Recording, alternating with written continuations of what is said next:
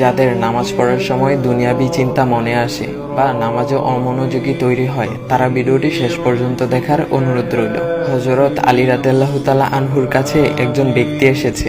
তখন লোকটা বলল, হুজুর, আমার নামাজে মন বসে না। নামাজে দাঁড়ালে আমার দুনিয়াবি নানা চিন্তা আসে। হুজুর, আমার এই নামাজ কি আল্লাহ তাআলা কবুল করবেন? তখন হযরত আলী রাদিয়াল্লাহু তাআলা আনহা বলেছেন, না, তোমার নামাজ কবুল হবে না। তখন লোকটা মনে অনেক কষ্ট নিয়ে চলে যাচ্ছেন।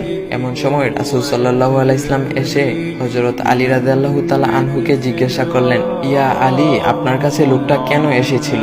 এসে দেখি মন খারাপ করে চলে গেল। কেন, কি হয়েছে, আমাকে বলুন। তখন আলী রাদিয়াল্লাহু তাআলা আনহু বলেন, তিনি আমার কাছে জানতে এসেছেন যে নামাজে দুনিয়াবি চিন্তা আসলে নামাজ হবে কিনা। আমি বলেছি, না, তোমার নামাজ কবুল হবে না। রাসূল সাল্লাল্লাহু আলাইহি ওয়াসাল্লাম তখন বলেন, ইয়া আলী, আপনাকে আমি একটা চাদর উপহার দিতে চাই, তবে একটা শর্ত আছে। আলী রাদিয়াল্লাহু তাআলা আনহু খুশি হয়ে বলেন, ইয়া রাসূলুল্লাহ, কি শর্ত তা বলুন, আমি আপনার সকল শর্ত মেনে নিব।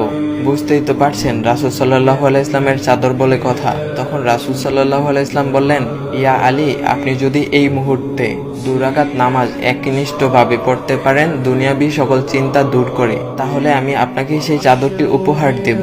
আলী রাদিয়াল্লাহু তাআলা আনহু বলেন, এটা তো সাধারণ ব্যাপার। আলী রাদিয়াল্লাহু তাআলা আনহু তখন নামাজে দাঁড়িয়ে গেলেন আর তিনি নামাজ পড়তে শুরু করলেন।